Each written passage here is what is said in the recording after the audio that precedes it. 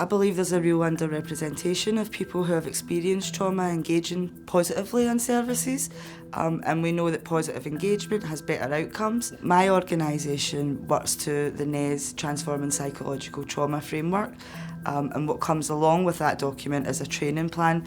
And what's really encouraging about that document is that NES suggests that when organisations are designing trauma-informed services, or when they're thinking about bringing those services in, that they include people with lived experience in the co-production of those services and in the delivery where possible, and that's really, really encouraging. There's the 5 key principles, which are choice, collaboration, trust, empowerment and safety.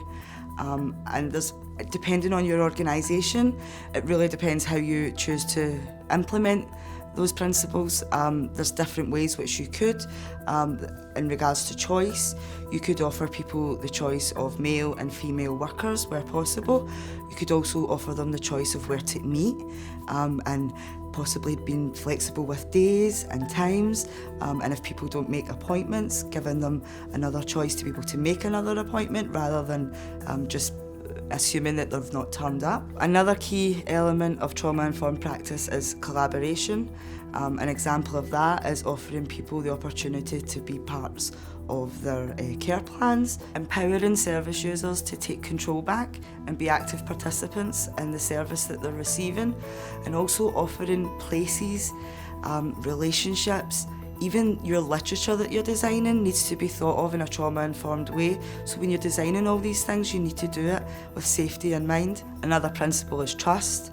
An example of demonstrating this is giving people the space and time that they need to develop trust in relationships, trust in workers, trust in services. So you don't want a person just to trust the person that they're working with one-to-one. You want them to trust your service and your organisation as a whole. Trauma-informed practice makes a difference so much. It changes lives, it transforms lives, and I know that because it transformed my life. Unbeknownst to me, the people around me were being trauma-informed, and it wasn't until many years later, until I learned what trauma-informed was, that I truly understood what they were doing and actually what they did. And for me, as I said, it's been absolutely transformational. I see the difference that trauma-informed services makes to the young people that I work with, some of the most vulnerable young people actually in Scotland, and I truly understand that because the professionals around them are thinking with a trauma-informed lens, they have trauma-informed practices within the units that they live in, it really does make a difference to how they interact with other human beings, with other young people within their education environment, and with me as well. So I really do believe in the impact of trauma-informed services, and I know firsthand what it can do.